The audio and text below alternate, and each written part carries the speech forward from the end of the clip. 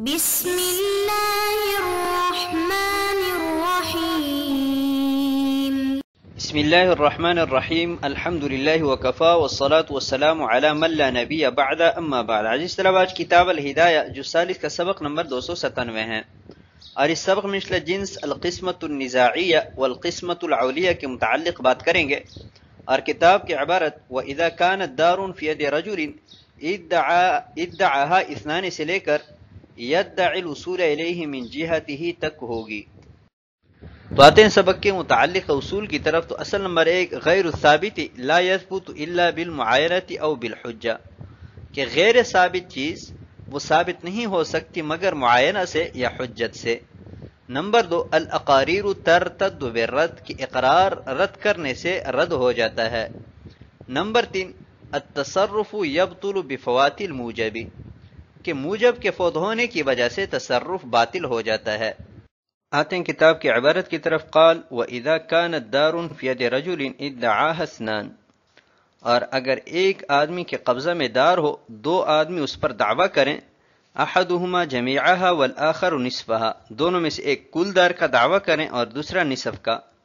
وقام البینۃ، اور دونوں بینہ قائم کریں، فلصاحب الجمیع ثلاثۃ ارباعہا، تو کل کے دعویٰ کرنے والے صاحب کے لیے 3 ربع کا فیصلہ کیا جائے گا. ولصاحب النصف ربعها عند ابی حنیفہ رحمہ اللہ تعالی، اور صاحب نصف کے لیے 1/4 کا فیصلہ کیا جائے گا امام اعظم ابو حنیفہ رحمہ اللہ تعالی کے نزدیک، اعتبارا لطریق المنازعۃ، منازعہ کے طریق پر قیاس کرتے ہوئے. فإن صاحب النصف لا ينازع الآخر في النصف، اس لیے کہ نصف کا صاحب دوسرے کے ساتھ نصف میں منازعت نہیں کرتا.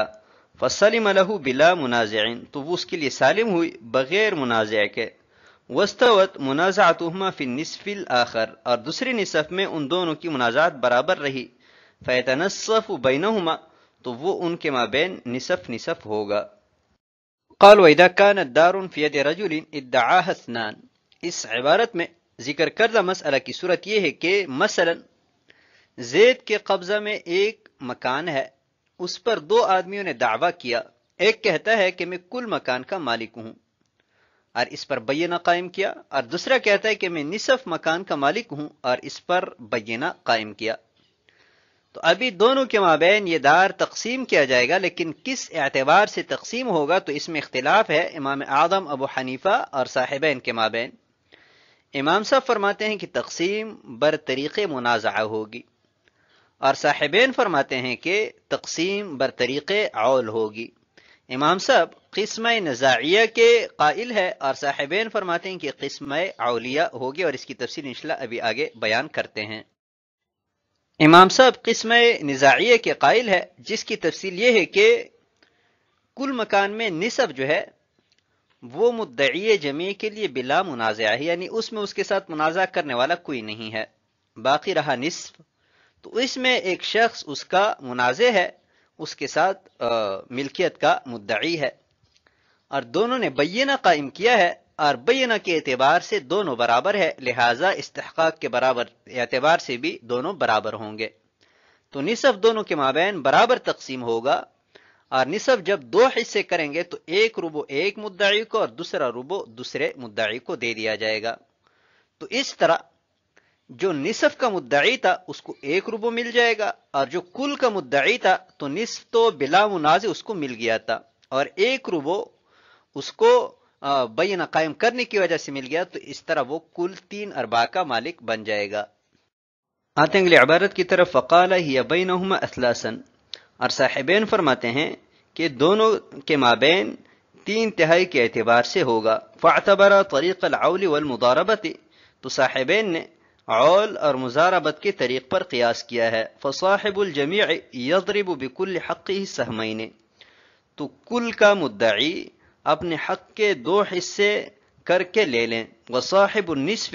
اور نصف کا مدعی یضرب بسہم واحد، ایک حصہ کر کے لے لیں. فیقسم بینہما اثلاثا، لہذا دونوں کے مابین 3/3 کے اعتبار سے تقسیم ہوگی. ولهذه المسألة نظائر وأزداد لا يحتمل لها هذا المختصر وقد ذكرناها في الزيادات،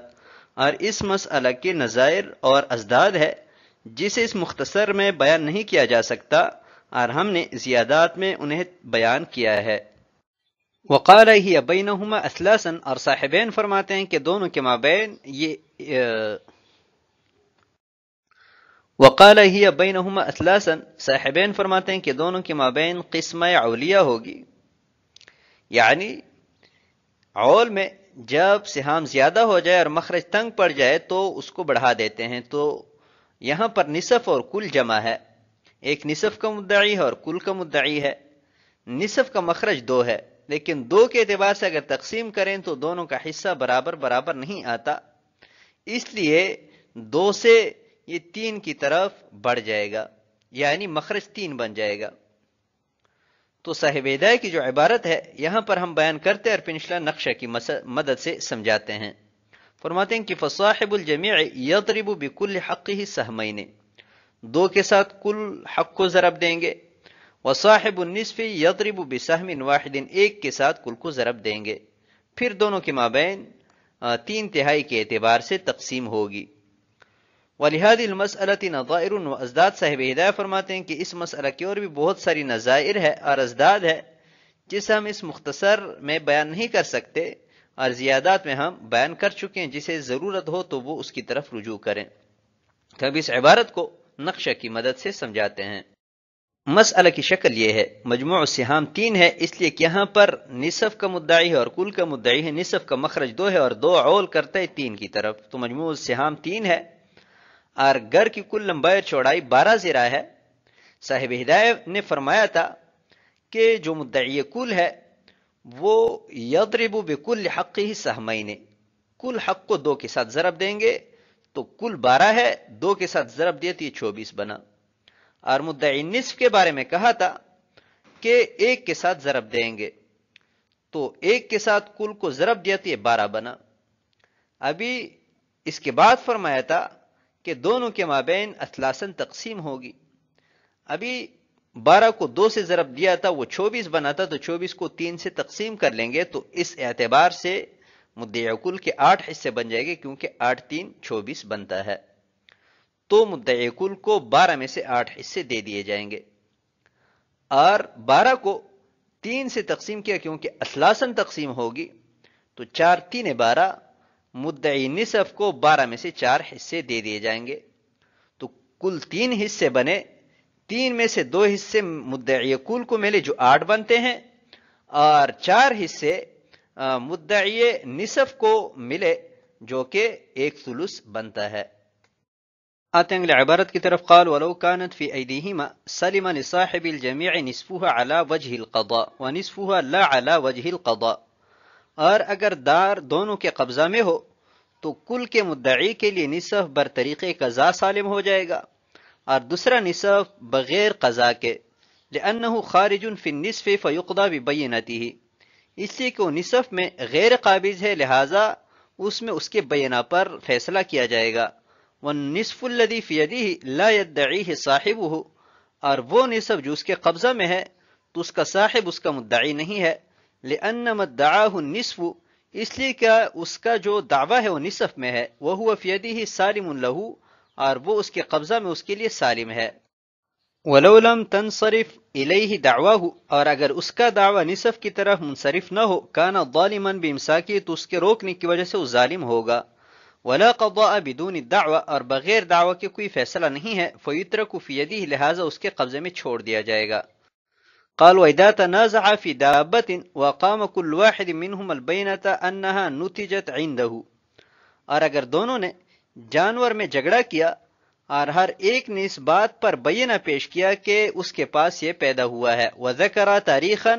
اور دونوں نے تاریخ ذکر کی، وسن الدابۃ یوافق احد الطریقین فهو اولا،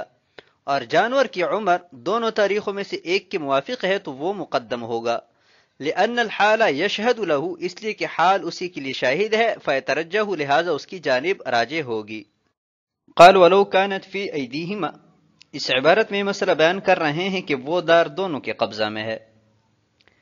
ایک کل کا مدعی ہے اور ایک نصف کا مدعی ہے، اور دونوں میں سے ہر ایک نے اپنے دعوی پر بینہ قائم کیا ہے، تو اس میں فیصلہ اس طور پر ہوگا کہ جو کل کا مدعی ہے نصف تو اس کو بلا قضا دے دیا جائے گا، اور دوسرا نصف جو مدعی نصف کے قبضہ میں ہے وہ بینہ کی بنیاد پر اس کو دے دیا جائے گا، لأنه خارج فی النصف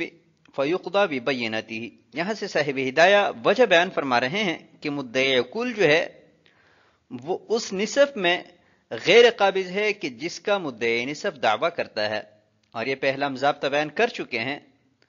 کہ خارج کا بینہ اولا ہوتا ہے۔ اصل یہ ہے کہ خارج کے بینہ پر فیصلہ کیا جائے، لہٰذا اس نصف میں تو اس کی بینہ کی بنیاد پر فیصلہ کر دیا جائے گا کیونکہ وہ خارج کا بینہ ہے، اور جہاں تک اس نصف کی بات ہے کہ جو مدعی کل کے قبضہ میں ہے تو وہ بلا منازع بلا قضا اس کو دے دیا جائے گا، اس لیے کہ اس کا صاحب یعنی مدعی نصف اس میں ملکیت کا دعویٰ نہیں کرتا، لہذا اس میں منازعت ہی نہیں ہے، تو بلا منازع بلا قضا اس کے قبضہ میں چھوڑ دیا جائے گا، تو اس اعتبار سے پورا مکان اس کو دے دیا جائے گا۔ وَلَوْ لَمْ تَنْصَرِفْ إِلَيْهِ دَعْوَاهُ، یہاں سے ایک اشکال کا جواب دے رہے ہیں کہ آپ حضرات یہ کہہ رہے ہیں کہ مدعی کل کا حق نصف میں ہے، نصف پر قابض ہے تو ہم تسلیم نہیں کرتے، بلکہ اس کا حق تو کل میں ہے، کل پر وہ قابض ہے۔ تو اس کا جواب دے رہے ہیں کہ اگر ہم اس کے قبضہ کو نصف کی طرف نہ پھیریں تو وہ کل کے روکنے کی وجہ سے ظالم ہوگا، اس لیے کہ اس میں دوسرے کا حق ہے، اور مسلمان کے فعل کو صلاح اور سداد پر محمول کرنا بقدر الامکان ضروری ہوتا ہے، تو اس وجہ سے ہم نے یہ کہا کہ نصف پر یہ قابض ہے اور دوسرے نصف پر مدعی نصف قابض ہے۔ ولا قضاء بدون الدعوى فيترك في يده، اور جہاں تک مدعی نصف ہے تو اس نے مدعی کل کے قبضہ میں جو نصف ہے اس پر دعویٰ نہیں کیا ہے، لہذا بلا دعویٰ فیصلہ نہیں کیا جاتا، اس وجہ سے ہم نے کہا کہ وہ نصف کے جو مدعی کل کے قبضہ میں ہے تو بلا قضا اس کے قبضہ میں چھوڑ دیا جائے گا، کیونکہ اس میں تو کوئی دعویٰ ہی نہیں ہے اور بغیر دعویٰ کے فیصلہ نہیں ہوتا۔ قال وَإِذَا تَنَازَعَ فِي دَابَّةٍ، اس عبارت میں یہ مسئلہ بیان کر رہے ہیں کہ دونوں کا جھگڑا ایک جانور میں ہے اور ہر ایک نے اس بات پر بینہ پیش کیا کہ جانور میرے پاس پیدا ہوا ہے، اور ہر ایک فریق کے گواہوں نے تاریخ بھی ذکر کی، تو ابھی دیکھا جائے گا کہ جانور کی عمر کس تاریخ کے موافق ہے تو اس کے حق میں فیصلہ کر دیا جائے گا۔ مثلا زید نے دعویٰ کیا کہ جانور میرا ہے اور میرے پاس 14 اگست 2022 کو پیدا ہوا ہے، اور دونوں کا جھگڑا 14 اگست 2023 کو ہے، اور جانور کی عمر 1 سال ہے، تو اس جانور کی عمر زید کے دعوی کے موافق ہے کیونکہ وہ 1 سال کا دعویٰ کر رہا ہے، اور نتاج یعنی اس جانور کا پیدا ہونا وہ 1 سال پہلے بتلا رہا ہے، تو دونوں میں موافقت ہے، لہٰذا زید کے حق میں فیصلہ کر دیا جائے گا، لأن الحال یشہد لہو، اس لیے کہ ظاہر حال اسی کے لیے شاہد ہے۔ آتے ہیں اگلی عبارت کی طرف، وَإِنْ أَشْكَلَ ذَلِكَ كَانَتْ بَيْنَهُمَا، اور اگر اس میں شبہ پیدا ہو تو جانور دونوں کے مابین شریک ہوگا، لِأَنَّهُ سَقَطَ التَّوْقِيتُ فَصَارَ كَأَنَّهُمَا لَمْ يَذْكُرَا تَارِيخًا، اس لیے کہ وقت بیان کرنا ساقط ہوا تو ایسا ہوا گویا کہ دونوں نے تاریخ ذکر ہی نہیں کی ہے۔ وَإِنْ خَالَفَ سِنُّ الدَّابَّةِ الْوَقْتَيْنِ بَطَلَتِ الْبَيِّنَتَانِ، اور اگر جانور کی عمر دونوں وقتوں کے مخالف ہو تو دونوں بینات باطل ہو جائیں گی۔ کذا ذکرہ الحاکم الشہید رحمہ اللہ تعالی لأنہ ظہر کذب الفریقین، اسی طرح حاکم شہید رحمہ اللہ تعالی نے ذکر فرمایا ہے اس لیے کہ دونوں فریقین کا جھوٹا ہونا ظاہر ہوا،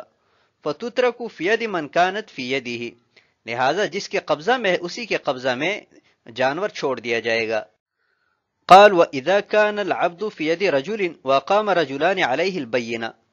اور اگر کسی آدمی کے قبضہ میں غلام ہو اور اس پر 2 آدمیوں نے بینہ قائم کیا، احدهما بغصب والآخر بودیعة فهو بینهما،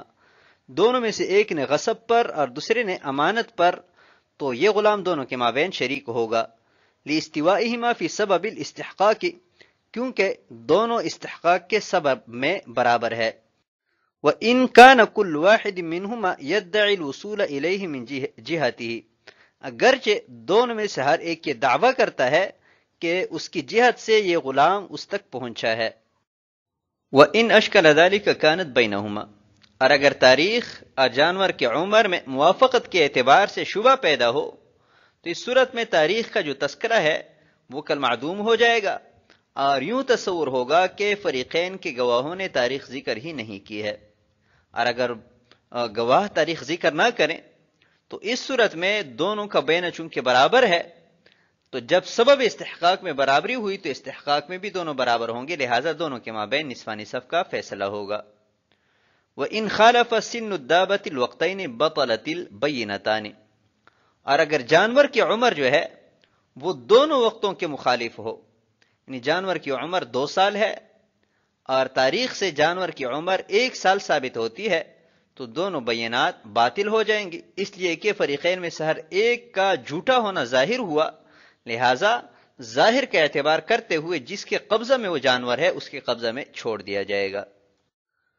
قال وَإِذَا كَانَ الْعَبْدُ فِي يَدِ رَجُلٍ، اس عبارت میں مسئلہ بیان کر رہے ہیں کہ مثلا زید ایک غلام پر قابض ہے، 2 آدمیوں نے اس پر دعویٰ کیا، ایک کہتا ہے کہ زید نے غصب کیا ہے اور دوسرا کہتا ہے کہ زید کے پاس میں نے بطور امانت رکھوایا ہے، اور زید اس کا منکر ہے، اور دونوں میں سے ہر ایک نے اپنے دعویٰ پر بینہ قائم کیا۔ ابھی قاضی صاحب دونوں کے مابین نصف نصف کا فیصلہ کریں گے، اس لیے کہ سبب استحقاق میں دونوں برابر ہے، بئی طور کہ ایک تو ظاہراً غصب کا دعویٰ کر رہا ہے اور کہہ رہا ہے کہ زید نے غصب کیا ہے، اور دوسرا گرچہ امانت کا دعویٰ کر رہا ہے لیکن مودع جس کے پاس امانت رکھوائی گئی ہے وہ اگر امانت کا انکار کریں تو وہ بھی غاصب کے حکم میں ہوتا ہے، تو اس اعتبار سے دونوں مدعی مغصوب منہ ہے۔ تو جب دونوں غصب کی بنیاد پر دعویٰ کرتے ہیں اور اسی پر بینہ قائم کرتے ہیں تو سبب استحقاق میں دونوں برابر ہوئے، اور جب دونوں مدعی سبب استحقاق میں برابر ہو تو استحقاق میں بھی برابر ہوں گے، لہٰذا دونوں کے مابین نصف نصف کا فیصلہ ہوگا، اگرچہ دونوں میں سے ہر ایک اپنے پاس سے زید تک اس چیز کے پہنچنے کا مدعی ہے، لیکن چونکہ سبب استحقاق میں برابر ہے اس وجہ سے استحقاق میں بھی دونوں برابر شمار ہوں گے۔